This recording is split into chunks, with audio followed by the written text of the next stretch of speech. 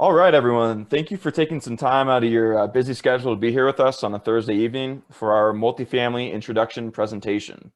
Really excited to have you all with us for our presentation tonight, and I hope everyone gets a ton out of it. A few ground rules before we get started. Please send questions to us in the chat section. There's a chat section or a button at the bottom of your screen. You can send the chat to the whole group, so if someone else has the same question, we don't duplicate it. We'll go through questions at the end of each presenter section. If we can't get to yours, or if you think of any additional questions after the presentation is over, please feel free to give us a call or email any one of us so we can answer your question for you. Our contact info will be provided at the end of the presentation. So without further ado, I'll go ahead and get started with a brief background on Pecos Capital. Pecos Capital is a private equity firm focused on investing in value-add Class B and C multifamily assets. We currently have over $15 million in assets under ownership, comprising over 220 doors. In fact, the pictures you see in front of us on this slide are all multifamily properties that we currently own. Most of the assets we personally own, which has helped us solidify our investment thesis, and we're now looking to raise capital to bring our investors the same exceptional returns we've achieved through our personal real estate investments. So now I'll briefly introduce ourselves and go over our personal experiences.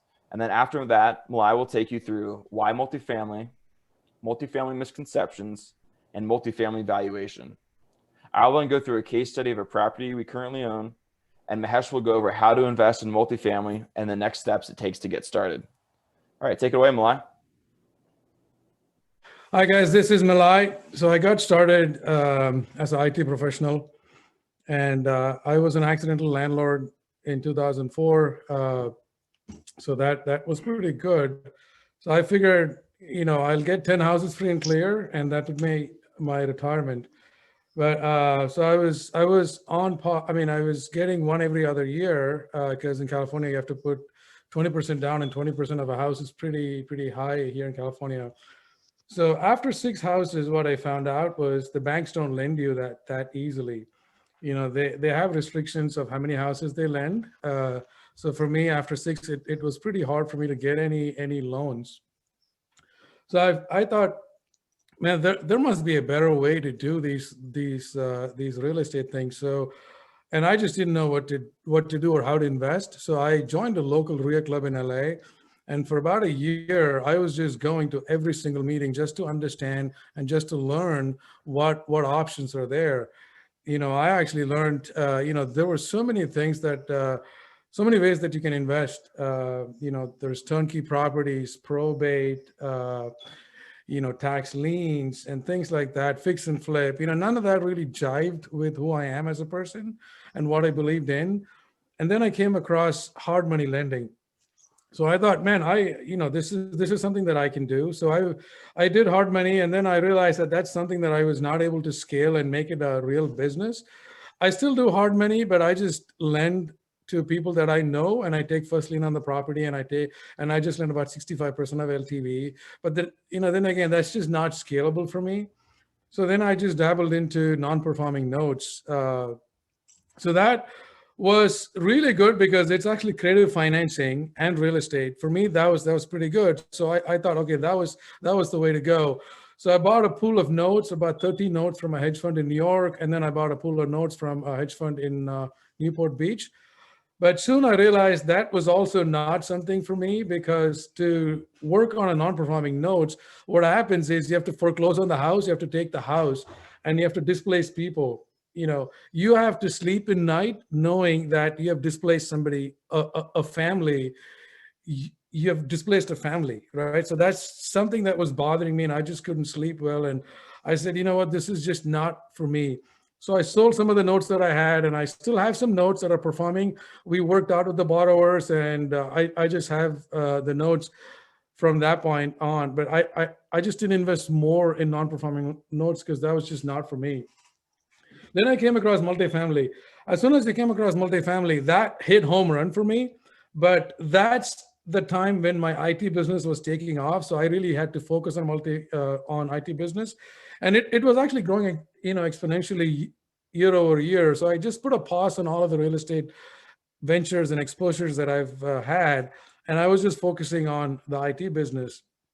And when COVID hit, I realized that, man, I've been working in the business quite a bit. I need to work on the business. So when I realized that, I just streamlined a lot of things that I was doing that I thought was important that I should be involved in. But once I streamlined these things, I got a lot of time back. So what that meant was I could actually do what I really wanted to do. And I started learning about multifamily. I signed up for a bunch of courses, took financial modeling, and I did all of that stuff because I just didn't know where to start. Like, for example, there was no webinar like this for me to get started, and nobody told me, okay, these are the steps that you have to take, and these are the things that you have to do. I just didn't know any of that stuff. So it was all trial and error. I was just doing one by one and just hoping that was going to work. And that's when Mahesh and I were just looking at a lot of properties in Dallas, and we were just giving offer after offer, only to find out that we would just get stopped out at the very end. And last October timeframe-ish is when I met Mike. And I was doing a deal, and he was doing a deal, and Mahesh was doing a deal, and we all realized that all of us are just marching towards the same goal, that we should all just partner together. And that's how we all got started, and that's how we all came together. And we acquired this deal for our own portfolio, and we thought that since we put our money and we actually worked the deal and we know how this works, we thought that this is sustainable business, that we could actually raise money, and that's why we started Pecos Capital. So that's my journey to real estate and multifamily. And let me hand it over to Mike. Mike, there you go. Thank you, Malai. So as you mentioned, my name is Mike Prahl, and along with Mahesh and Malai, we co-founded Pecos Capital back in 2020. My real estate journey actually began when I was just a kid, where I actually hated everything about real estate. My dad owned several single family and duplexes in Miami. And if you know Miami, it's constantly getting hit by hurricanes. So there's constantly things to clean up after a hurricane will come through. Basically every summer, there was a ton of yard work, So despite my initial bad experiences, I began to get interested in real estate when I went to Florida State, and I took an elective in real estate finance. I was a finance major at the time, so thought, hey, it's a family business. Let me, see what this is about. And I actually immediately got hooked. So I then went and joined the real estate club. I worked for a local property management company doing leasing. And then I graduated in 2014 with a real estate and a finance degree. So after college, I got a job with a commercial mortgage-backed security company known as Starwood Property Trust. You all are probably familiar with the Starwood Hotel Group that used to be around. And this company was actually founded by the same guy. So while I was at Starwood Property Trust, I got a crash course on pretty much everything in real estate, or was commercial real estate. I underwrote deals, retail deals, office, industrial, and then of course, multifamily. And so after a couple of years there, I decided I really wanted to jump full-time into multifamily. So I went to work for Citigroup, where I worked for 4 years doing underwriting for institutional multifamily properties.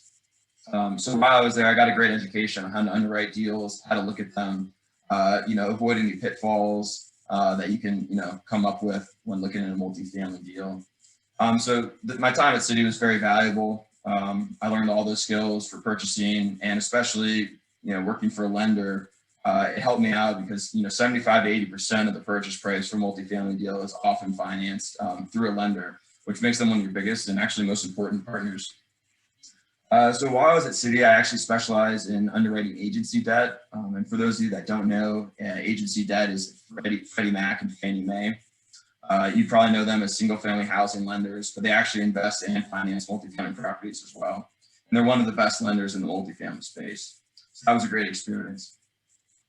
So all the time while I was at my corporate jobs, I knew my end goal was always to start a company and invest in real estate full time.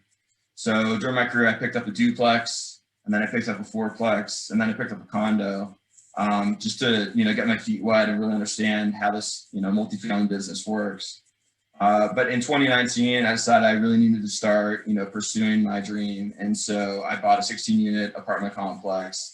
And then not long after, in the beginning of 2020, I decided it was time to just burn the bridges and get started full-time in multifamily. So as of March 2020, I've been a full-time multifamily investor. Since then, I've invested as a limited partner in a 450-unit deal in Texas, and I've actually closed personally on 3 more deals, totaling another 179 apartment units. So I have a little over 200 units now under ownership. So that brings me here today as co-founder of Pecos Capital. So that's pretty much it about me and my experience. So on to you, Mahesh. Thanks, Mike. Hello, everyone. Good evening. Thanks for joining late at 8:30 Central, whatever time you're in. So let me try to give a brief introduction about myself and my journey into multifamily, where I started with real estate and how I got into multifamily, right? So I've been investing in real estate for over 15 years. My thought process was like to buy small parts of land in India and wait for a few years for the land to appreciate, and then sell and build wealth out of it so I can get out of my 9-to-5 job. So my objective since long back was the same. My goal was same. So I want to get out of 9-to-5 job as early as I can. I don't want to wait until 60 years before I get out of that, right? So I was following this strategy up until like last few years. Everything was going good in investing in India. The property value was going up. But then after a few years back, there was a little stagnant or slow in the real estate market in India. So now I'm in a situation where the value was so high and it's not appreciating as it was. So I stopped investing and I lost interest, but my heart is always more towards real estate. And that's the time when I started seeing all these vacational rental, short-term rental popping up everywhere, like Airbnb and VBR and all that, right? So I was thinking, let me test the waters in short-term rental. So what I did was I partnered with a couple of friends, and instead of me just trying it by myself, I buddied with a couple of my friends, and we were looking at buying a short-term rental property somewhere, but we don't know where to buy. So we were trying to see where to start. And we brainstormed into buying a place where there's a lot of travelers and there's a lot of expats going in, right? So we thought maybe South America might be the right market. So a few of my friends, we joined and we bought a property in South America. We renovated it and then found a property management company to rent it out. Everything was going good. We were getting about like 10 to 15% month over month.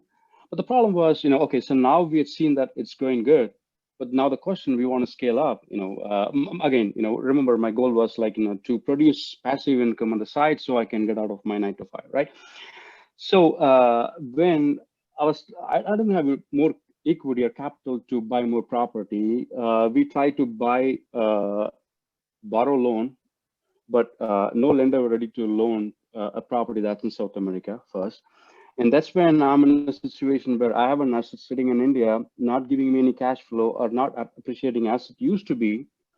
And on the other side, I see the potential property, but I didn't have the capital. And I was trying to get out of the properties in India and bring the assets back here, or probably to invest in a place in South America, somewhere like South America where I can have cash flow, right?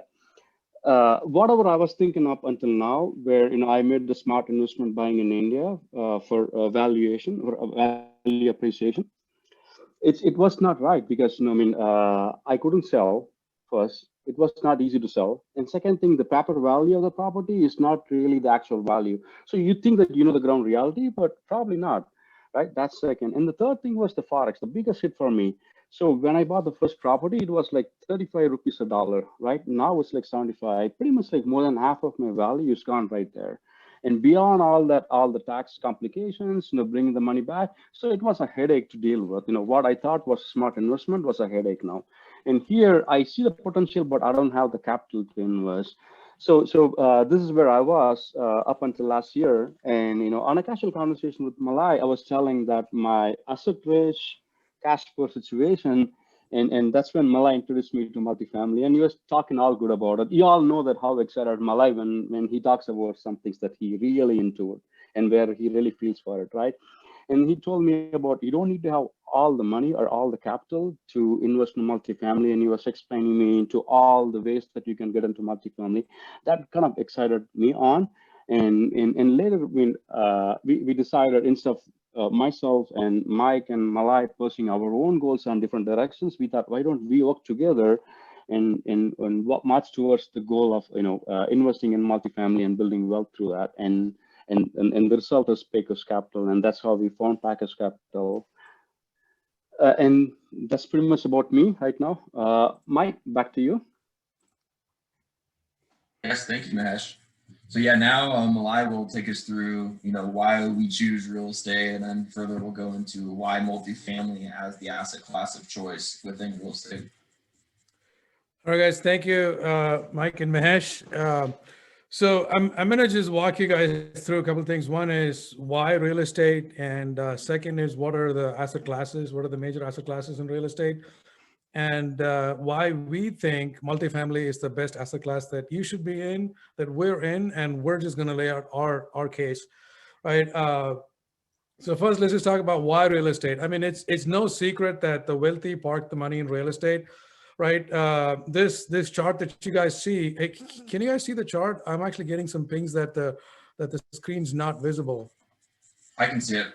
Okay, sounds good. I think So you had it off for a moment and then it came back. okay, thank you. So yeah, now I mean, as this chart shows that real estate is actually pretty stable asset.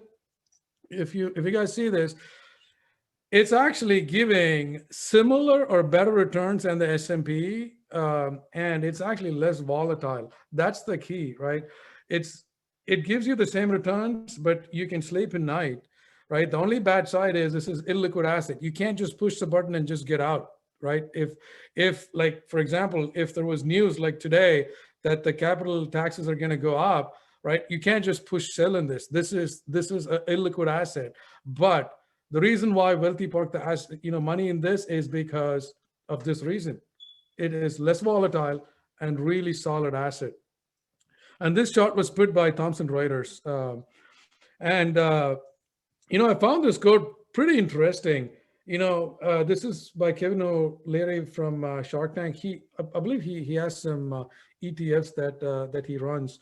And his quote is, over the last 40 years, 71% of market returns came from dividends, not capital appreciation. I know a lot of people invest in stock market for capital appreciation. Basically, what that means is you're just playing with 29% of the market. You're leaving 71% of the market alone, and you're just focused on this 29%. So that's why we like real estate. And let's just talk about what are the major asset classes. I'm sure all of you guys have, single family homes, condos, whatever. So those things are all residential.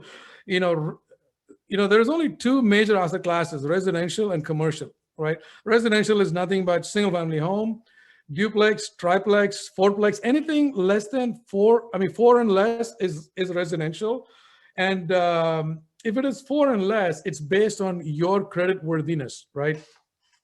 So that's a good thing and a bad thing. It's a bad thing because there is a limit that is set by the banks, and that's what stopped me from growing and scaling, right? Once I got to 6, I just couldn't scale, and that's the downside of that.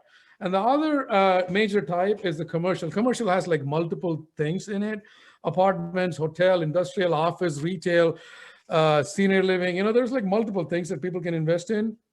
But we like apartments. Apartments is anything but, anything 5 and over are apartments, right?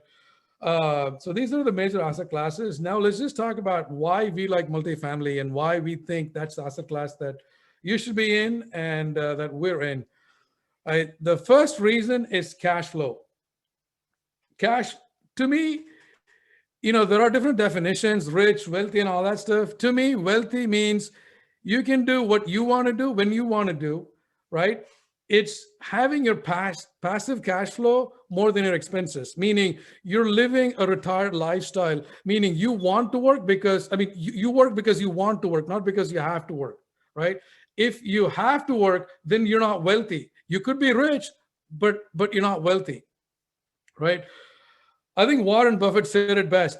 If you cannot figure out a way to make money when you sleep, you're going to work until you die. That's a fantastic quote. That just sums it up, right? To me, apartment is amazing asset class that gives really good cash flow. I'm sure a lot of people have invested in single family homes. I thought I had a really solid cash flowing single family home. It was throwing out about $400 a month cash flow. So I thought, man, that was pretty good. That's because I actually paid down almost half of or more than half of the loan. But then what happened was, last year, my HVAC broke. I'm sure all of you guys know HVAC like that, 10 grand gone, right? So that just wipes out 2 or 3 years of your cash flow, which from a really good asset, that was pretty bad, right? So that's why, in apartments, everything is budgeted out, right? Your HVACs, your vacancy, everything is budgeted out. The second reason is appreciation. We'll actually see this in a minute. It's not like single family home where you're forced by the market, meaning you are at the market's mercy of appreciation, right? In multifamily, you are your master of your own destiny. You control what the value of the appreciated asset is. We'll actually see that when we talk about valuation in the next slide. But that, this is a huge reason. Appreciation is a huge reason. The next one is depreciation. It's not what you make, it's what you keep matters, right? If you are not thinking about taxes, if you're not tax efficient, if you're pulling in $600,000, $700,000 a year, and if you're paying $200,000, $300,000 in taxes, you're not making 600, right? Because you just have to always think about what is your take home. How much are you keeping? Not how much are you making, right? Depreciation is a huge thing in multifamily. I mean, I'm sure, some of you guys know about the depreciation and, accelerated depreciation and bonus depreciation and stuff like that. Typically what happens is if you invest $100,000 in a syndicated deal, you get about $80,000, $90,000 worth of depreciation in year one, which can be used, which Mike's going to talk about, later in his presentation. The next is interest only. This, I'm sure some of you guys have got interest only loans. This was a big deal in 2003, 2004, right? The banks actually stopped this for single family homes because this was one of the riskiest things that they could do, right? But this is still a valid thing in multifamily because multifamily is actually a stable asset. So they still give out 2, 3, 5 years of interest only loans. What that means is that actually juices up your capital and your cash flow. The next is principal reduction. I mean, this is the same thing as single family. After the interest only period burns off, what happens is you're forced to pay the principal. And I'm sure there are some people in this webinar that I know of, they think that's the best way to invest because they're forced to invest, right? I mean, that's part of the reason why. That's not the only reason why we like multifamily. The next one, this is a huge one, economies of scale. This is really big. What happens in multifamily is if you have a 100-unit deal, you can have your own leasing agent, your own maintenance person, right? So what that means is you have one person to oversee 100 units, right? So all of the overheads are actually split between all of these units. So you're not just paying, the property manager is not nickel and diming you or just sending out, whatever vendor that they could find for to work on your deal, which means you're reducing the expenses, right? At the end of the day, either you have to figure out a way to increase the expense or increase the revenue or reduce the expense. And this is a huge thing to reduce expenses. The next thing is NOI. NOI stands for net operating income. And this is a huge thing in valuation, which we'll see in the next slide. So we're going to skip this for now. The next thing, as we saw in the last slide, this is one of the less volatile assets, but it still gives you, historically, this has given better returns than the S&P 500. The next thing is it is professionally managed. That's also one of the biggest things. In single family home, what happens is a lot of us have single family homes and we just treat that as a hobby. We just buy single family home and we deal with the property manager when we want to. It's not like we take that seriously, right? Because for us, it's just a way to invest and just get some more assets under the belt. But if you treat something as a hobby, it's going to pay as a hobby. If you treat something as a full-time job and take it seriously, that's going to pay you seriously, right? In this instance, the people who are managing those assets, like the leasing agents and the maintenance person, that is their full-time job, right? So they are going to make sure that things are going to get done and not just wing it. Right. Next one is inflation hedge. I'm sure all of you guys have known that, Fed has printed money like there is no tomorrow. Right. I mean, this is ridiculous, but it's where we are. Right. In 2020, we have printed $9 trillion, trillion with a T. right? I mean, that's a lot of money. That's a lot of money in the system. And it's just a matter of time that the inflation is going to catch up. When inflation is catching up, you better be in hard assets, right? Like gold, silver, real estate, right?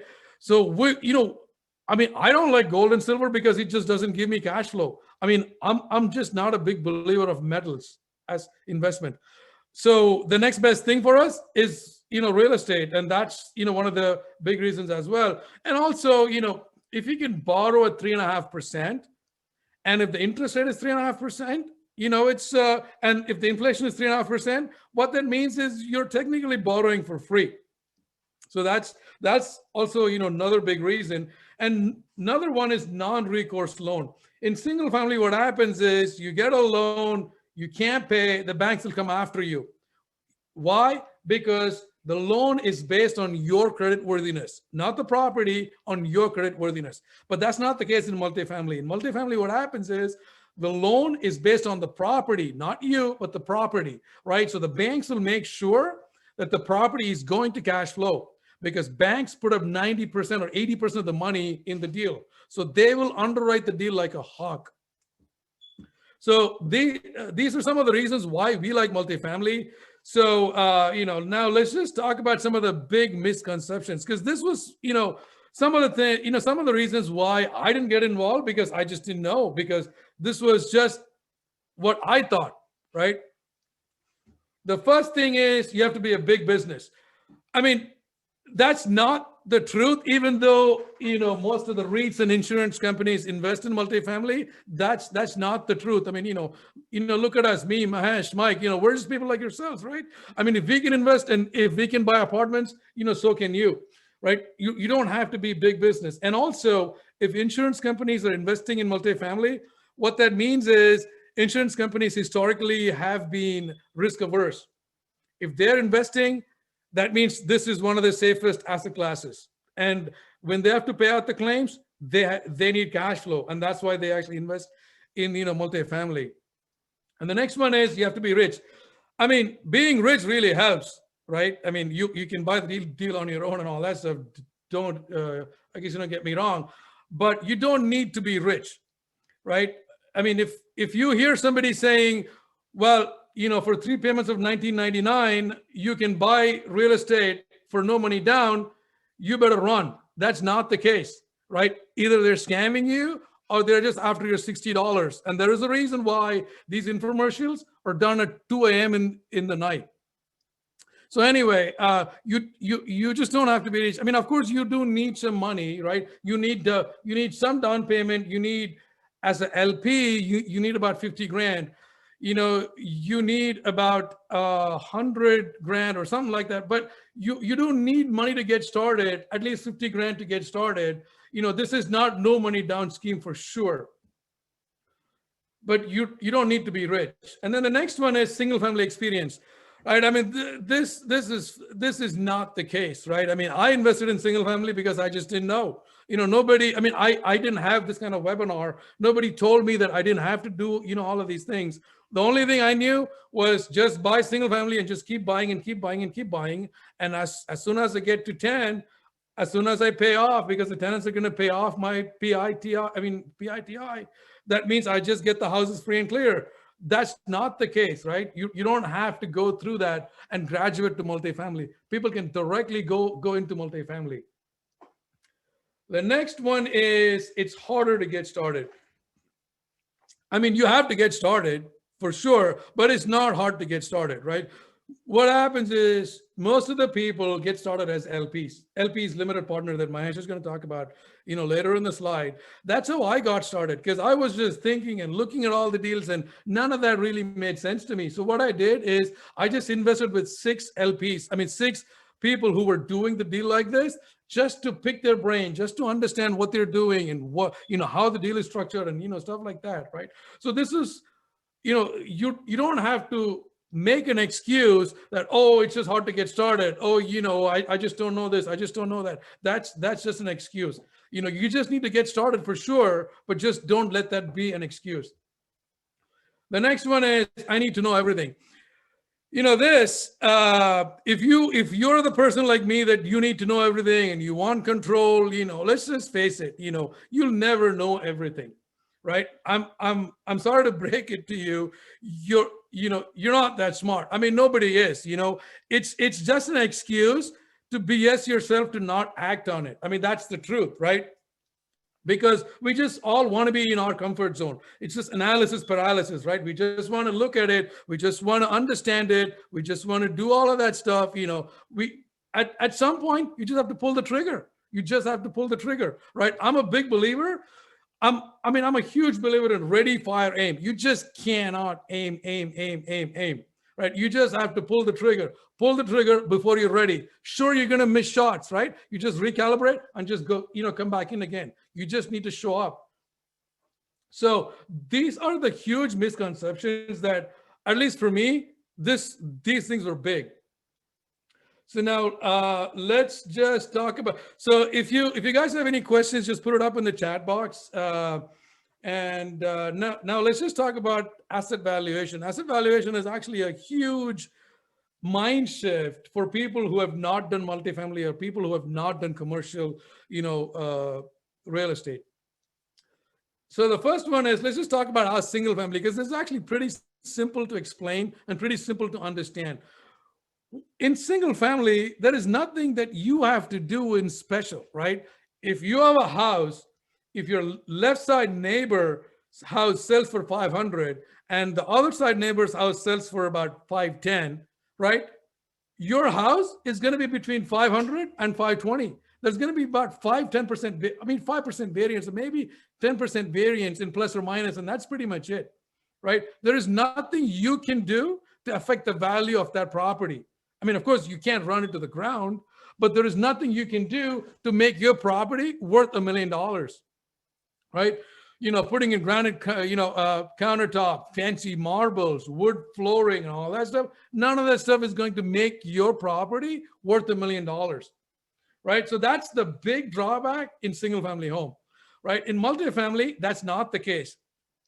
Multifamily home is valued as a business, right? It's based on NOI. NOI stands for net operating income, right? Because it's a business, it's valued as a business. Businesses are valued based on the equity multiple, right? If you buy, Subway or Quiznos or any business, any business that you see, it is just based on a multiple, right? I guess the same thing with stock market too, right? If you buy stocks, it's based on a PE, right? PE is nothing but the multiple, right? In multifamily, multiple is based on NOI, which is net operating income, right? So you actually have full control of this NOI, right? So let's just see how this NOI is that you can impact this NOI, right? So first you have gross revenue. Gross revenue is nothing but the rent and all of the other incomes like laundry, covered parking, pet fees, and all that stuff, right? Everything gets jumbled up into revenue. Let's just call it gross revenue, right? So next you take out the operational expenses. Then what you get is the NOI. So this is the key. This is not all expenses. This is just operational expenses. Operational expenses meaning expenses that are important for you to run the business on a day-to-day. Not all expenses, just operational expenses, right? So after operational expenses, you get NOI. After you get the NOI, you take out the capital expenses. Like for example, you put in a new parking lot, right? You put in a new fence or new roof or anything like that. That is, that's actually capital expense. So that is below the line. That's the key. Any capital expense that you spend does not affect the value of the property, right? So that goes below the line. And after the capital expenses is the debt service. That's your principal and interest to the bank, right? After that is what you get free cash flow. So basically what the partners get is the free cash flow, which is after all of this, right? But the key thing to understand is the NOI. NOI is right in the middle. It's well above and well above the capital expenses, right? So this is what affects the value of the property. I mean, this is huge. This is what affects the value of the property. Now, let me just show you guys, let me just demonstrate really quick how this NOI affects the value. Let me share the screen. Can you guys see this Excel? Yes, I can. Okay, perfect. Yeah. Yes. So let's just take this quick deal. This is just to demonstrate the power that you have in multifamily that you cannot do in single family, right? So this is just a simple example. This isn't underwriting, but super, super simple, right? Oh, I'm getting a request. Good question to zoom out, but I think he means probably zoom in so it's a little clearer to see. Yes. Just control and then zoom in. For whatever reason, is that better? Yes, that helps. Thank you. Perfect. Okay. Oh, it's just lagging, so it's taking a bit, guys. Sorry, my fault. Maybe zoom out. You should be good. Yeah, perfect. Not good? Okay. All right. So let's just say that, we have 100 units, right? And we invest about $1.3 million into the deal. And let's just say the income of the property, the average rent is about $500. So we have 100 units. So this is the deal. We have 100 units. Each unit rent is about $500. This is, keeping it really simple, right? At 500, so every year what you get is $600,000 as the revenue, right? So with the $600,000 as the revenue, what we did is we took out about 55% as expenses. Just a rule of thumb is about 45 to 55% as the expenses. So we just said, okay, let's just say 55% as expenses, right? So after this revenue and this expenses, you get NOI. So that's $270,000, right? In year 2, what we said is, okay, let's just increase the rent by $25. Each unit is going to be increased by $25. That just is not a big deal. I mean, all of us or most of us have lived in apartments, and I'm sure they actually increase the rent every year. And, for $25, nobody's going to pick up everything and move, right? They make it so hard for you to move. They don't increase the rent by $100, right? If they increase the rent by $100, you're going to move, right? But they increase the rent by $25. They make it painful, but not painful enough for you to move, right? So there is a question in the chat box that if there is any occupancy, this is just keeping it super simple. This is just to demonstrate that how NOI has an effect on the value of the property, right? I mean, when we underwrite the model or when we underwrite the deal, we actually have like 8 tabs and all that stuff. And we put in a bunch of assumptions, and that's actually a true financial underwriting. This is a super simple model just to demonstrate the impact of NOI, right? So if you increase the rent by $25, not much, right? You just wouldn't think much. If you increase the rent by $25 every year, what you get is you increase the value of the property by $1 million. I mean, this is huge. If I don't increase the rent, if I make the rent as 0, right, the value of the property keeps the same. If I increase the rent by $25, just $25 a month for each unit, the value of the property at the end of year 5 is $1 million more, right? Let's just say if you're able to increase the property or the rent by $50, I mean, this is huge. This is about 10%. That's not possible. But this is just to demonstrate, right? If you do that, what happens is the value goes up by $2 million, right? On a $1 million investment, you get $2 million profit. I mean, that's pretty huge, right? I mean, $25 is actually pretty nominal, right?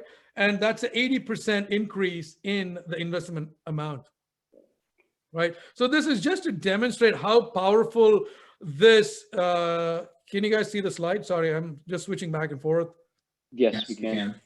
Perfect. So yeah, so this is just to demonstrate how important this NOI is and how you have control, right? Not your neighbors, you have control. If you can run the property efficiently, if you can figure out a way to increase expenses, right? I mean, there's multiple ways of doing this, right? It's not just increasing the rent, it's also being operationally efficient to reduce the expenses, right? So that's pretty much it for asset valuation. And if you guys have any questions, just put it up in the chat. Mike, do we have any questions that we haven't talked about? So we had the one that you addressed about occupancy rate, and as I mentioned, I'm about to go into detail of a property we currently own. It's actually on the screen, Skyline Uptown Apartments in the bottom right there. That's the one we're going to go through, and I'll get into occupancy rates and all of that. The other question we have is, what states are you guys currently looking at? So we're currently in New Mexico and in Texas. So we're actively looking in Albuquerque is a major market of ours. We're also looking in Dallas and then all the way down the I-35 corridor into Austin. So that's where we're currently looking at. Perfect, guys. All right, so now we'll just jump into Mike. Mike's gonna just walk us through the Skyline Uptown case study. Yes. Take it away, Mike. All right, thanks, Malai. Yeah, so as I mentioned, here you can see Skyline Uptown Apartments offering. This is a 48-unit apartment complex in Albuquerque, New Mexico. And please go to the next slide, Malai. Sorry, guys, my clicking skills for whatever reason is lagging. Sorry, go ahead. Yeah. So here you can see some pictures. This is a Class C multifamily property built in 1969. So a little bit older. But it does have a lot of nice attributes. It has a pool, it has a grilling station, barbecue pit, et cetera, and it's on a well-traveled street, so it gets a lot of walk-in, prospective tenants. Next slide, please. So just a couple investment highlights about this one. So this is strictly from a limited partner standpoint. So it's not even the full returns of the property. This is actually just from a limited partner standpoint. We'll go into detail of the difference between a full property investment return and then the actual limited partner investment return. So over a 5-year hold, this investment close to double our cash flow, or double our investment over the 5 years. The year one cash on cash is a 7.46% return, and then a projected 15.7% IRR. And an IRR, essentially, the easy way to think about it is it's your average return when you account for time value money. So time value money, a simple way to think of it is $1 today is worth $1 tomorrow. So, $1 in 5 years is worth significantly less than $1 today. So the 15.74% projected IRR takes that into account. A couple other points to highlight. Albuquerque has historically been a very stable market. Market vacancy has actually never been above 7.5% in the past 10 years per CoStar data. And so that's significant. There's a lot of markets, in Texas and even other really strong growth markets that have seen significantly higher vacancy. So something to keep into account. Additionally, in the past 3 years, we've seen pretty strong rent growth, 2.3%, 2.6%, and 5%. And that all ties into our underwriting. So despite the strong market performance, we've actually underwritten it more conservatively. We underwrote 10% vacancy in year one and then 7% year after. And we've only underwritten market rent growth at 2.25%, despite the strong performance we've seen historically and the strong performance we really expect in the future. Next slide, please. So property details, I'll just run you quickly through the property. So as I mentioned before, it's 48 units, 18 of which are studios, 30 are one-bedroom apartments, built in the late 1960s, located in the Uptown submarket, which has great access to numerous major retailers and supermarkets in the area. It's located right off of I-40, which gives it access to the University of New Mexico, the Netflix studios, Los Lunas Facebook data center, Sandia National Laboratories, among a bunch of other demand drivers. In addition, the property has several amenities, including the pool, picnic table, and grilling area, gated access, on-site washer and dryer facilities, which the residents frankly love, and then off-street parking as well. Next slide, please. So property background. So as Malai mentioned before, when you're buying a property, it's really, you need to treat it like a business. It's not as simple as, buying a single family home and renting it out. There's things you need to take into account. So what we really liked about this property was this was actually owned by an out-of-state owner in California. They had 3 different buildings in the submarket. And this one was the smallest of the 3 properties. So naturally being the smallest, it received the least amount of attention. The property was only about 75 to 80% occupied when we were looking at it, which, compared to the market of, 95% was, severely underperforming the market. So, that was a real opportunity that we saw. They had some issues with property management teams. They hadn't had the best management team in place that was, maximizing the performance of the property. So that was another thing. We knew we could bring on our property management team and really boost the income of the property and boost the occupancy of the property. One other point to mention here on the slide is the actual rents in place. Not only was it not well occupied, as the rents were actually below market. So there was another opportunity there for in year 1 just to bring rents up to market and then bring occupancy up to market and significantly improve the NOI here. Next slide, please. So business plan. As I mentioned, when you look at any multifamily property, you need to think of what is the plan that you're going to put in place. It's not just simply buying, renting out, and then hoping for appreciation. There's specific things you can do to really increase the value of the property. So as I mentioned before, there was strong upside with the right property management team, the right oversight of that property management team. So we brought in Trinity Estates and Asset Management, which is our property manager here in Albuquerque.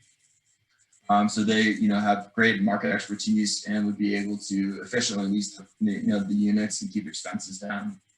We also set aside between $150,000 and $175,000 for capital expenditures. The main reason for that is the heating and cooling systems were not working like they should. And as a result, tenants weren't happy. I mean, they were hot in the summer, cold in the winter because things weren't working properly. So our day 1 plan was to go in, put in a new boiler, a new chiller, and that would, definitely increase the comfort of the residents. We also had some repairs to the roof. 2 units actually weren't even being rented because there was a leak in the roof. And so they weren't habitable, and the previous owners didn't even worry about it. And so that was the day 1 thing that we did. We repaired the roof, made the units rent ready, got them leased up. And the final thing is several of the units were still classic, so they weren't updated. So with modest renovations of $2,000 to $3,000, we could put in new paint, new flooring, refinish the countertops, and resurface the cabinets and bump rents up considerably for those units. And the final thing, even though we didn't underwrite these projected savings in our income and expense tab, we actually figured there's a lot of room to save on the water bill. So we put in low flow faucets, low flow shower heads, and low flow aerators in every unit, which would save a considerable amount on the water bill, even though it costs very, very little to actually install these. Next slide, please. So underwriting highlights. So I'm about to dig a little bit deeper into the underwriting so you guys can see, what we look at when we're looking at multifamily investments. But just a couple, highlights to show. We only had a conservative rent growth of 2.25% each year after bumping rents up to market, despite, pretty high rent growth historically. It's definitely across the board in the last 3 to 4 years higher than 2.25%.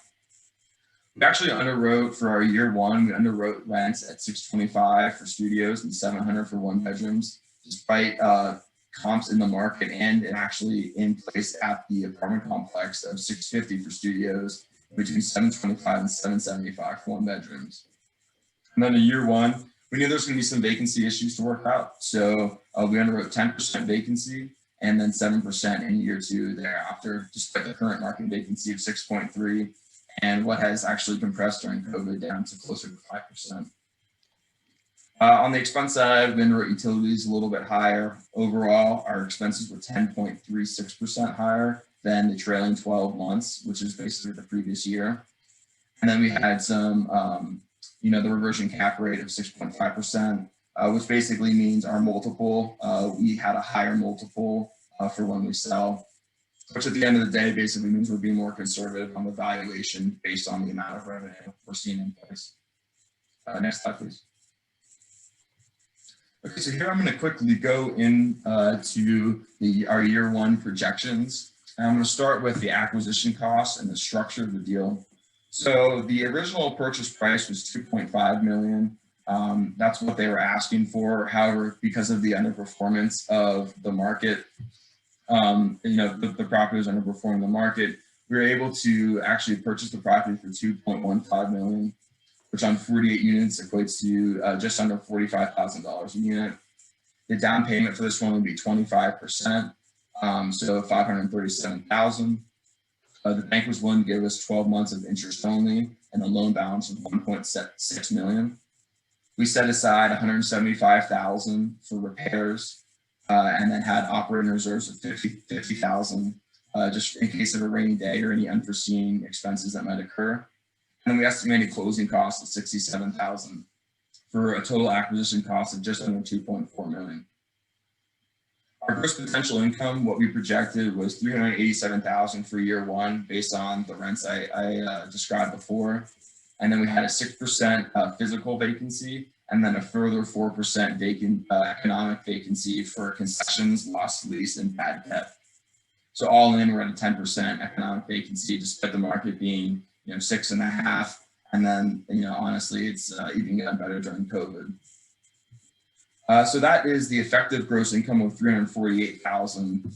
And then the other income, just below that, you can see laundry income, late fees, pet fees, miscellaneous other income, totaling $5,500 for a total net income of $353,000.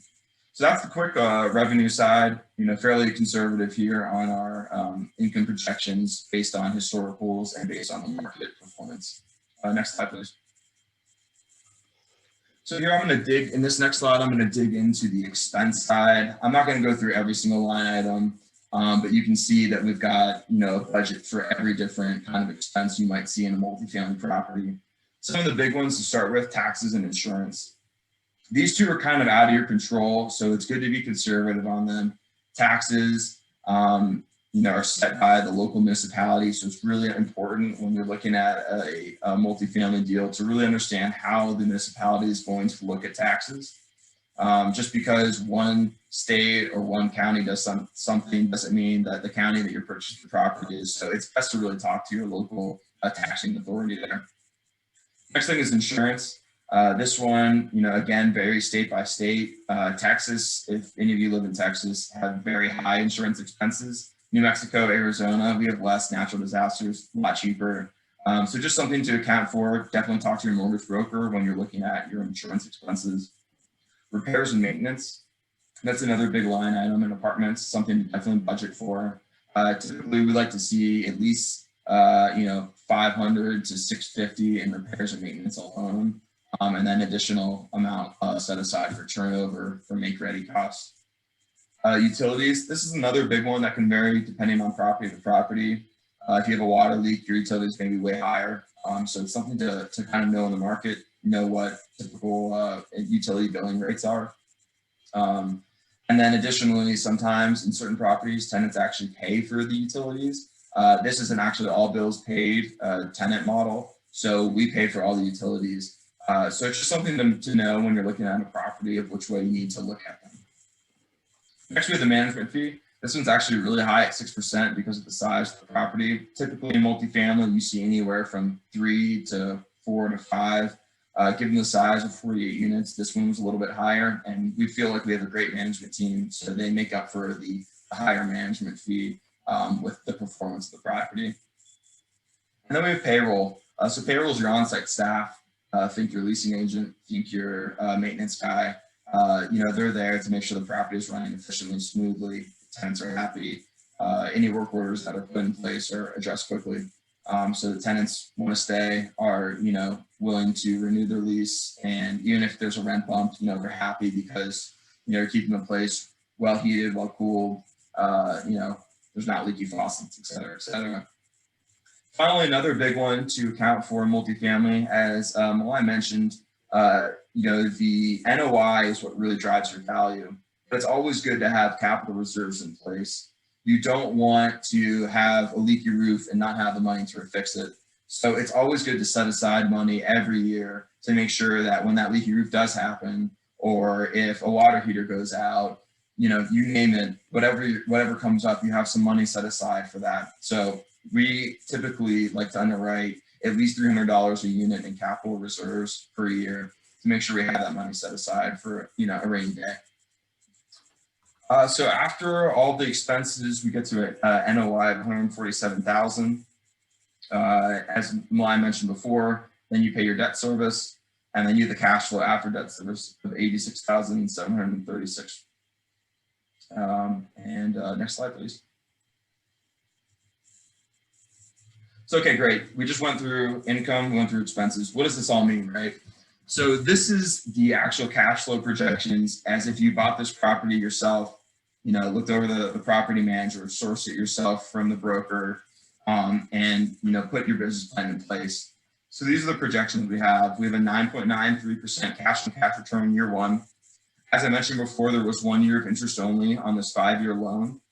So that boosts our cash on cash in year one. Cash on cash dips slightly to 8.84% in year two, and then continues to grow up into year 5, where we model our sale up into 10.44%.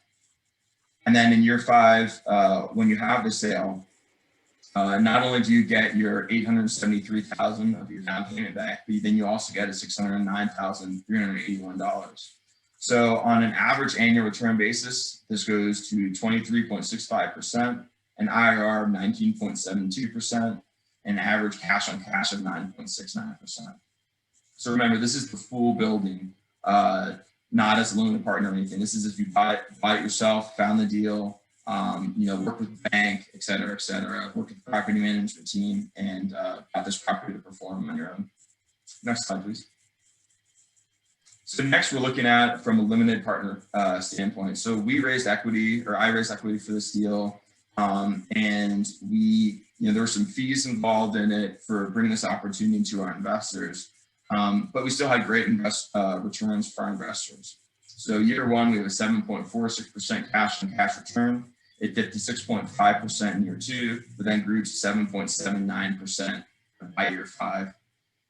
So on the initial $873,000 investment, on sale, we returned $487,000 of profit, $315,000 of cash flow, and then the actual $873,000 of the initial investment was also returned. It's projected to be returned to their investors. So overall, that gives us an annual average return of 18.39%, an IRR 15.74%, which remember that takes into account the time value of money, with $1 today being worth more than $1 tomorrow, and then an average cash on cash of 7.22%. Next slide, please. So overall, for a limited partner that invested $100,000, they would expect to see the same returns on a percentage basis as we saw on the last slide. But as you can see here, the member cash flow projected was $7,461 year 2, and then for a total of over the 5 years, it was projected $36,000 cash flow. Then on the sale in year 5, $55,000, and in addition to receiving the $100,000 back with the sale. So on as a total, it was $91,951 of return on their investment plus the principal back after 5 years. So just under doubling your money in 5 years. So I just wanted to kind of walk through that. You can see that the returns are higher if you can invest in these properties yourself personally. However, participating as a limited partner also does give you some pretty great returns here. And as Malai actually mentioned earlier, this doesn't even take into account how efficient these real estate investments are from a tax perspective. So if you invest $100,000, as he mentioned before, you might see anywhere from $75,000 to $90,000 of loss in year 1.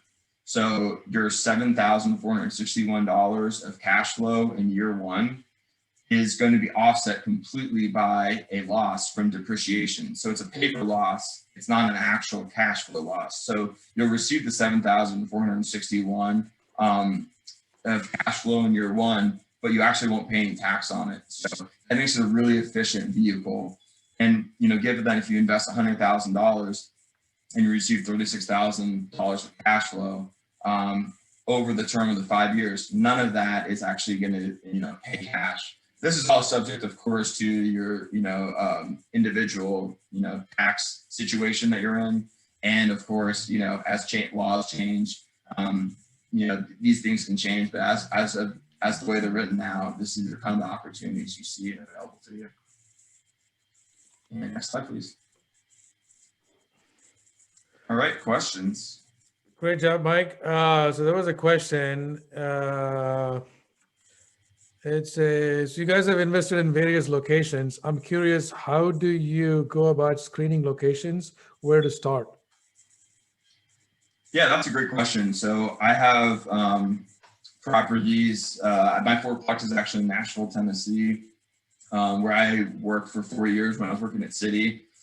It just happened to be where I worked, and it was also just a great market to invest in. A lot of, you know, growth in the market, high incomes, a lot of young people moving there for, you know, great working opportunities. But I would say, you know, I moved to Albuquerque, New Mexico, about a year ago when I quit my job in Nashville because I saw market fundamentals that looked really attractive to us.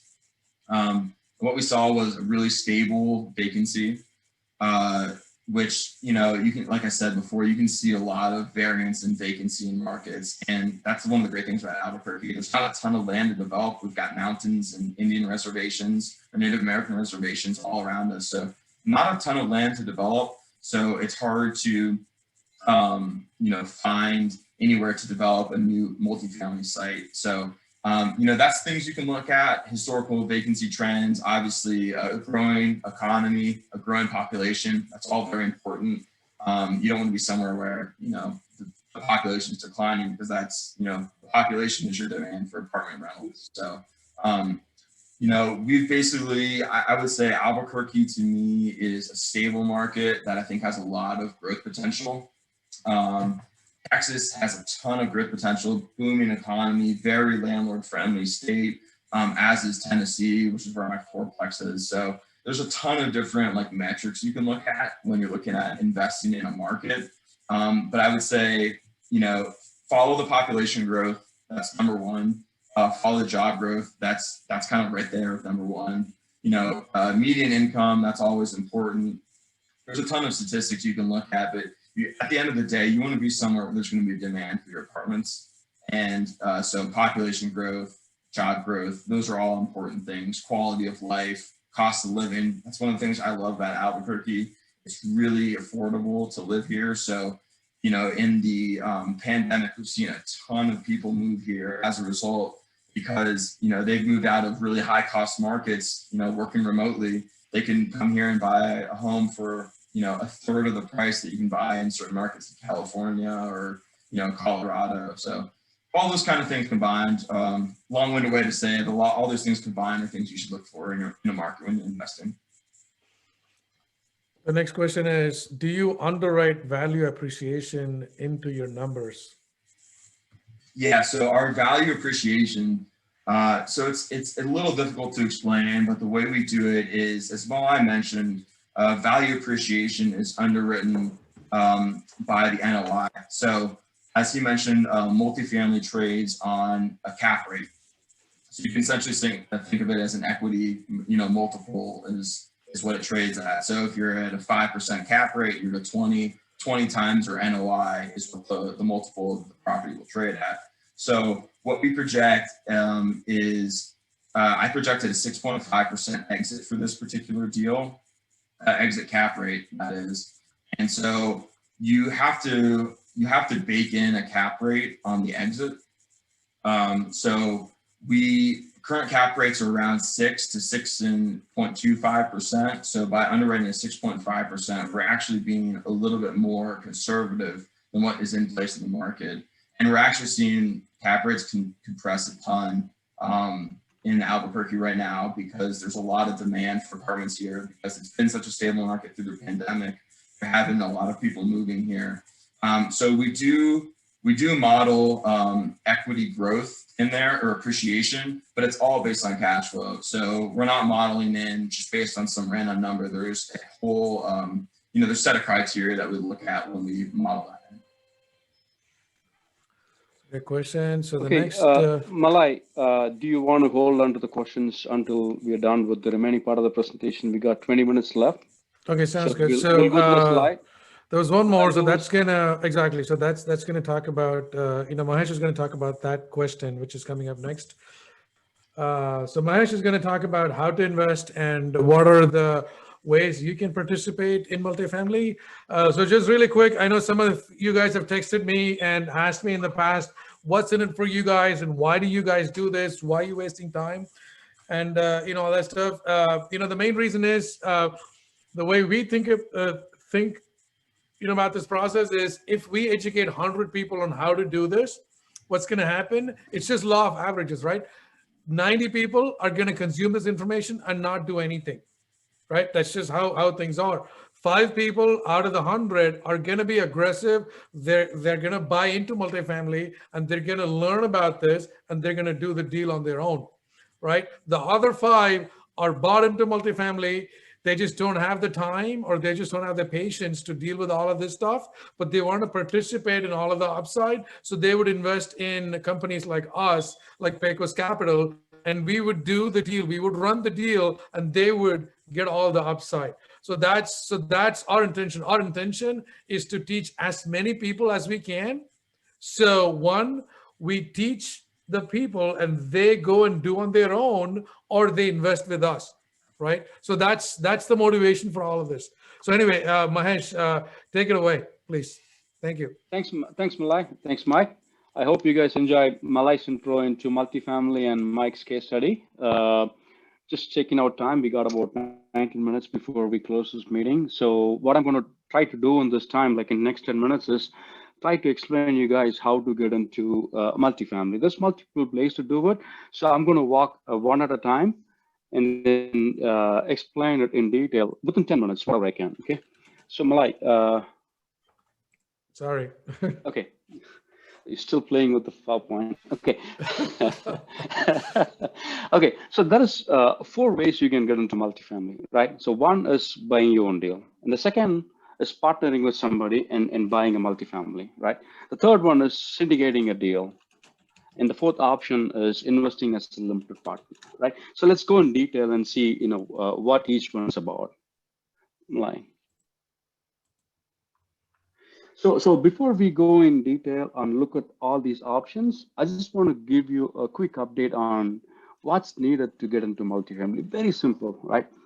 So there's 4 things in my perspective, right? There's 4 things that's key that needed to get into multifamily. One is the deal source itself, you got to have the property even to start with, right? So that's number 1.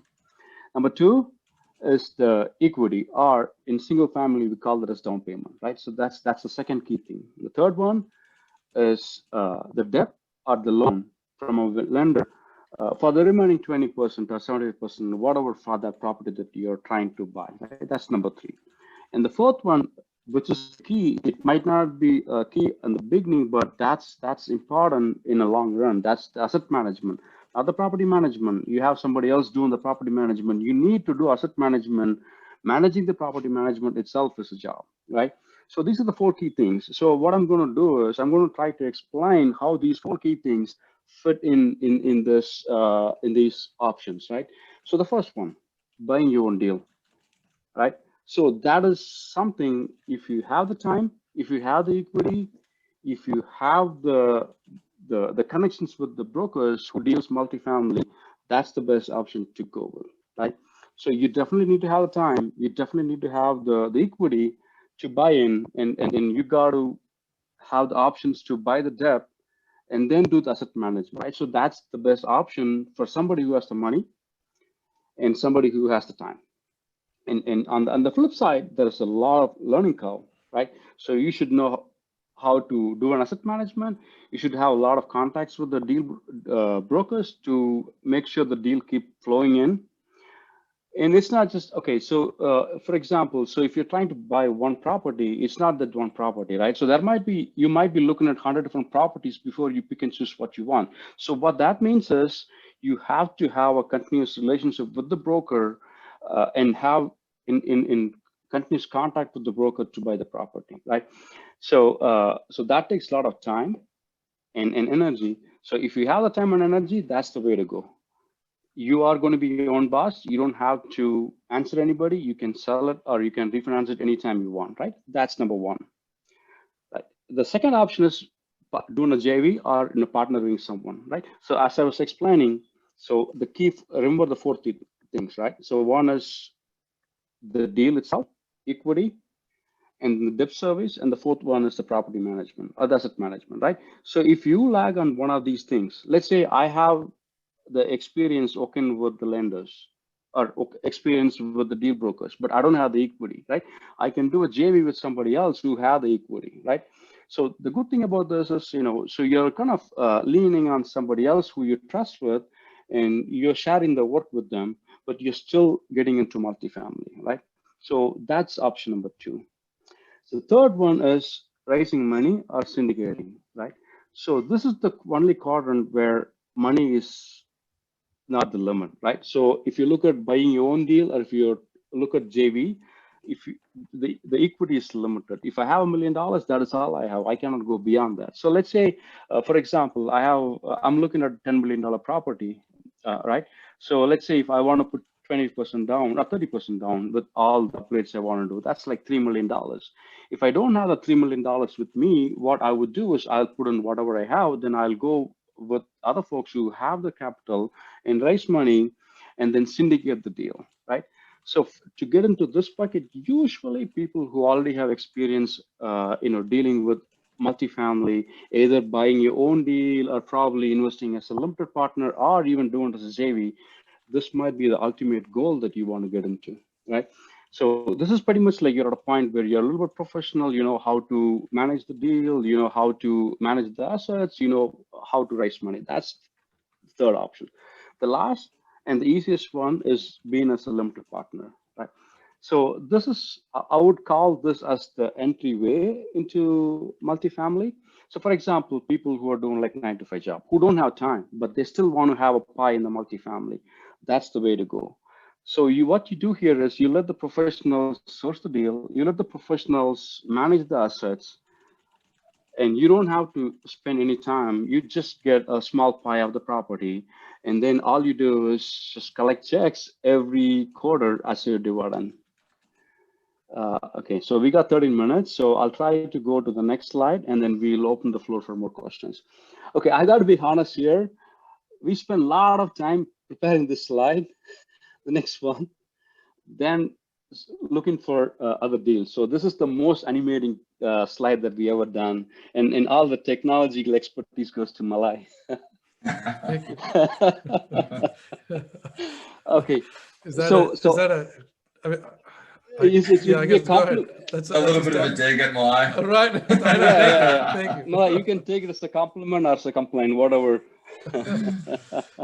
Okay, so I know we spent almost like an hour, 30 minutes or 40 minutes talking about multifamily and looking at a case study and, all goods and bads about it, right? So the first question I ask you all is, are you interested into real estate, right? Malai, here goes the animation. Malai, okay. I don't know what's going on with the mouse. Sorry, it's not me, it's the mouse. I'm kidding. I don't know, dude. It's just lagging. Go ahead, okay. Sorry. Okay. Now, if you're still not sold into multifamily, I don't blame you all. I would blame Malai. I think he didn't get you all excited more about getting into the real estate now. So next question you should ask yourself or everyone is like, are you only focused on single family? Right? If yes, then probably then we have to go back to the slide one and then come back again and look at all the benefits of getting into multifamily. But anyway, if you are interested in multifamily, let's look at the no part. So email us, we will replay the slide again, and hopefully we will make you excited and get you back into multifamily. in case the next question you should ask is like, so you're interested in multifamily, you want to get into real estate. The next very question is like, do you have the time? If you have the time, let me go in the negative part now, right? So if you don't have time, but you're still interested into multifamily, the path takes you to getting into limited partnership, probably a Pecos Capital, right? And if you have the time, the next question we should ask is, do you have the full down payment? If yes, so back to the basics, like if you have the time, if you have the capital, go buy the deal. Obviously, there is going to be a steep learning curve, which is okay, but you'll be the boss. You don't have to answer anybody else. You go source your deal, you manage the property, you sell it, refinance it at your own pace, at your own convenience, right? That's the way to go. In case, if you are still interested, if you have the time, and if you have only 25%, not the entire down payment, then the options are, like, It's not clear. Yeah, sorry, go ahead. okay. So the next question is, if you have only 20% of the equity, not all the equity and time, can you raise money? If the answer is yes, okay, I think I messed up. If you're 20% down, okay. Can you partner with? Sorry, my bad. Trying to get too tech savvy here. Bear with us. Yeah. Okay. So if you have the 20% down, if you have all the time, the next question we have to ask is, can you partner with somebody? And if the answer is yes, go for a joint venture. Maybe you have the equity, but not the expertise in sourcing the deal or doing asset management. Find somebody who can help you do fulfill that side. That would be ideal option. The next question is, if you cannot partner with anybody, and if you still have the time, probably doing an LP might be the best option, right? So if you have the down payment, if you have the time, can you raise money? If you have the potential to raise money, you can go and syndicate a deal. If not, LP. So in long shot, I would say, like, LP is the way to get into multifamily, but ultimately, buying your deal or joint venture and syndication are also best options to go with. Perfect. That's awesome, Mahesh. That was a fantastic way to end it. Basically, it just looks like all roads lead to invest with Pecos. Is that right? So no, I mean, all joking aside. So the whole point of this webinar is really to educate all of you guys, and like Mahesh and Mike was talking about earlier, the best thing to do is really to just do the deal on your own. Right? I guess the next best thing is to do a joint venture, right? If you can't do any of that, if you have the capacity and the time and the ability and the patience to raise money, deal with partners, deal with brokers and all of that stuff, it's definitely syndication is the way to go. Syndication is where most people want to be at some point, sooner than later. But most people, what happens is they actually start as LPs, right? So they start as limited partner, they graduate to buying their own deal, they do a JV, and then they do the syndication. But syndication is where people really want to be, right? Because there is tons of benefits in syndication. I'm sure some people know about carried interest and depreciation, control, 1031. There's a bunch of things that the partners in syndication have benefits. But the best thing for LP is you get almost all of the benefits without any of the risk, right? So when a deal is done, when GPs like me, Mahesh, and Mike, when we're putting the deal together, we actually assume all of the risk, right? For assuming all of the risk, we do charge a fee. I believe there is actually a question where they're talking about what are the fees and all that stuff, which Mike's going to talk about really quick. But GPs actually assume all of the risk. For assuming the risk, there is a little bit of upside that they take, and LPs get most of the upside without taking any of the risk. So I'm going to leave it at that, and let's just go through the questions. If you guys have any questions, bring it up. Sorry, Mike, go ahead. So we have a couple of questions, and as Malai said, I mean, there's multiple ways to invest in multifamily. Malai and I have both invested as limited partners. And, we're focused on Texas and New Mexico primarily. So to get some diversification, like I'm looking at deals in North Carolina, Georgia, southeastern markets where I really like the growth potential there.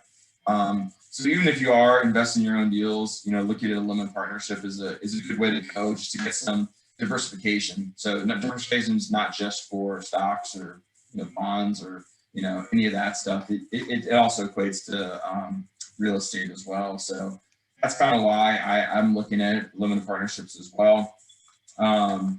As far as questions, it looks like, what are your typical numbers for acquisition fees, asset management fees, and disposition fees? So there's typically, not every deal is going to be the same. It's going to depend on the deal. So certain deals are going to have a little bit higher acquisition fee or a little bit high equity split, but typically we'll see a 2% acquisition fee. So the purchase price will be the fee going in.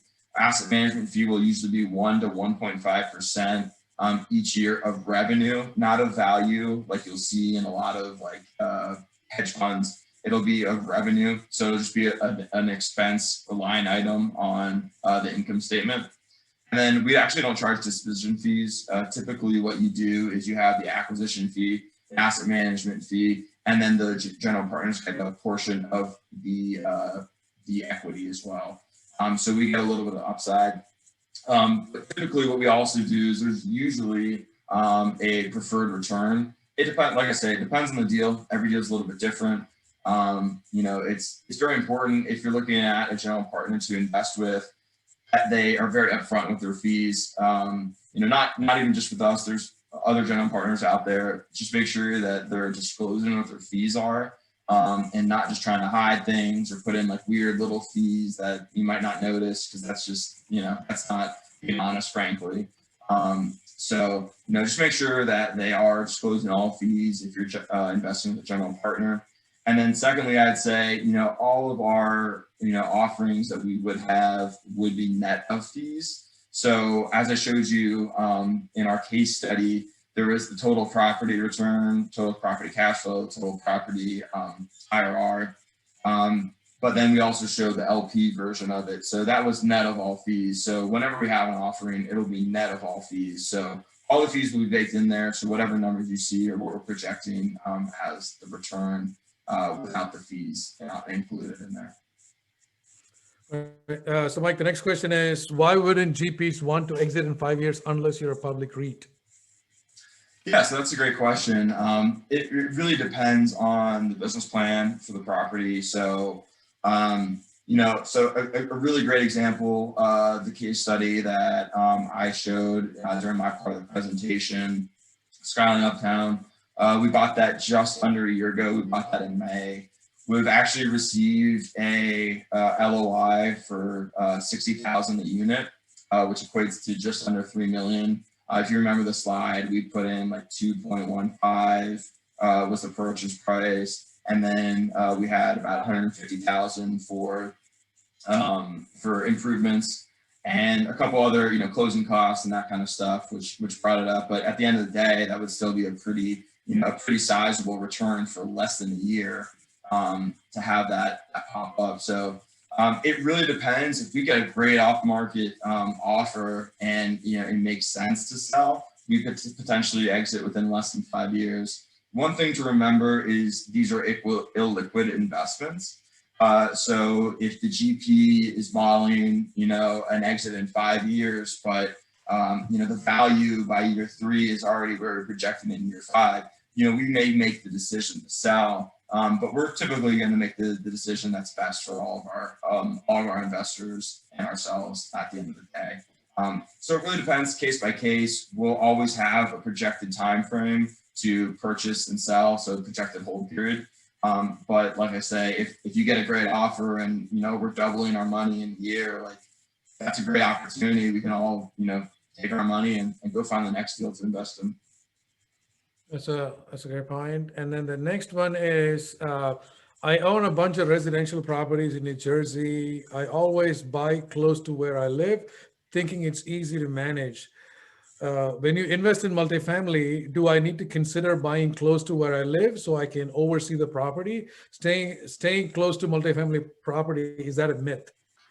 That's a great question.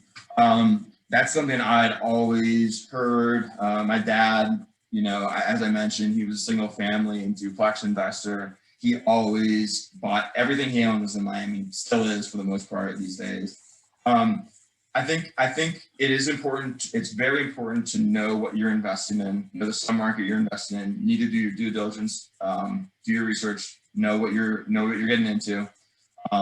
That being said, if you have the right team in place, right property management in place, you trust the broker you're buying the deal from, have done your research on the market, I don't think it's essential to be buying close to where you live. That being said, it's very important. You, at the end of the day, you're the owner. So you need to make sure you have your eyes on the asset. You're going to look at it, you know, routinely, at least, you know, once a quarter, right?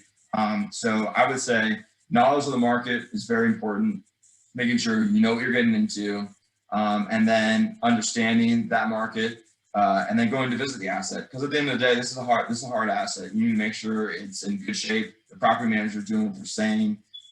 As long as you have a property manager you can trust, you know the market, you know what you're getting into, I think it's okay to invest outside of where you live.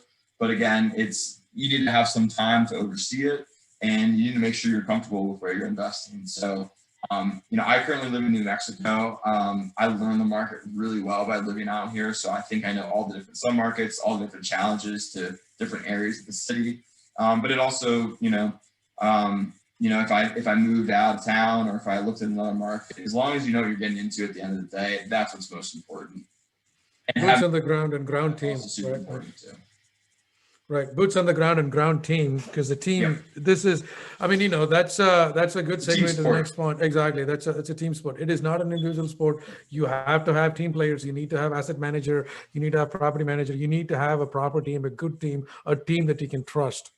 Yeah, and that's just to expand on that a little bit. I mean, that's why, you know, Mahesh and Malai and myself have partnered. Is it's good to have people to work on the deal with.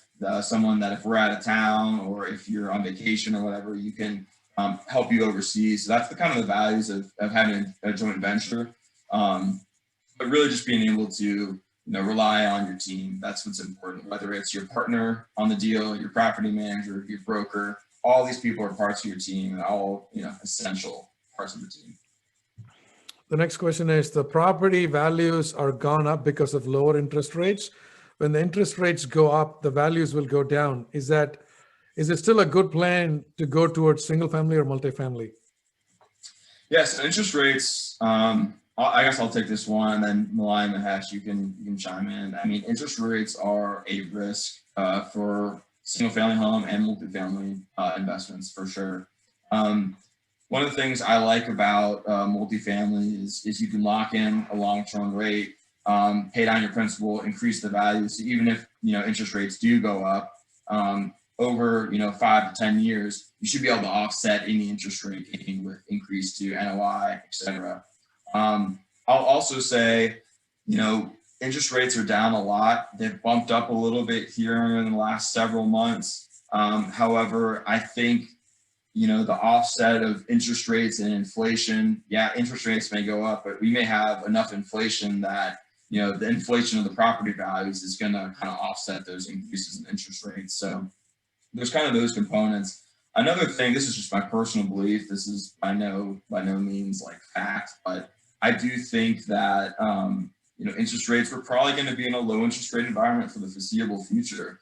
You know, the U.S. frankly has a ton of debt, and as a result, the U.S. is just like everyone else, right? They have to be able to pay their debt service, and so they have to keep rates low in order to maintain, being able to pay that debt. So I think if you look at Europe, they're negative interest rates. So I think interest rates will continue to stay low. They might fluctuate here and there, but I don't think interest rates are going to go up so materially that it's going to really erode the value of the multifamily properties. Right. And then the next question is, how does LPs work with Pecos? How does LP work with Pecos? Do we review your offerings and pick one to invest, or do we invest irrespective of a specific property and Pecos manages the rest? That's a great question. We actually do syndication based on the property. We don't actually have a fund I mean, a lot of people, what they do is either they have syndication or they have the fund. If it's a fund, you just invest in the fund and they pick the property. You don't get to pick the property. You just pick the sponsors. But that's not how we work. We actually pick the property and create a single purpose entity for that property, and investors invest in that particular property. So they can choose to invest or not invest in that particular property. So you don't have the exposure to the investments that you don't want to, right? So this is specific to that one particular property. I guess the next question is, sorry, I missed one. Why Texas? I'd like to hear your rationale. Texas has one of the highest property tax rates. That is very accurate. So I closed on a Texas deal about 3 weeks ago now. That to me, so Texas is great in that it's a very landlord-friendly state. I don't know if you're probably not as in tune to the different like eviction moratorium and stuff as we are, since we own multifamily and have to really watch that. But it's a very landlord-friendly state, so that's number one. It's also a very business-friendly state. So tons of businesses. I mean, every day you see some business moving from San Francisco to Dallas, or San Francisco to Austin, or somewhere in California or New York to Texas. I mean, even the stock exchange is considering moving to Dallas. So while Texas does have high property taxes, that is again something that you look at in your income and expense when you're underwriting a deal. So that's something you need to take into account when you're looking and underwriting a deal. So while it does have the high property tax rates, as long as you're accounting for that in your underwriting, and you're making your investment thesis based on the higher property tax rates, you can still make a lot of money. And there's a lot of growth potential in Texas because of the business-friendly climate, and then again, landlord-friendly state. So there's a lot going for Texas. That's probably one of the biggest hindrances for Texas that I see. One of the things I like the least about Texas. But at the same time, growth is growth. If you have, NOI growth, if you have rent growth because of the incoming population, it can offset high property taxes for sure. Great point. So that's why we only look at B and C class properties. So this is our investment criteria. We only look at B and C class properties, anything over 100 units, because anything less than 100, what we feel is, 75 or 80 is 75 to 80 is actually the point where it doesn't make sense to syndicate the deal. So anything over 100 would be this would be an ideal investment, for us in Albuquerque or Texas I-35 corridor, light to medium value add, and we look for a city where the population is at least 150,000 or more, because at the end of the day, it all matters about the jobs, right? And we look for post 1965 built, and between 5 and 15 million is what we look for. I guess the other question is there a cap on number of LPs? There is no cap on number of LPs.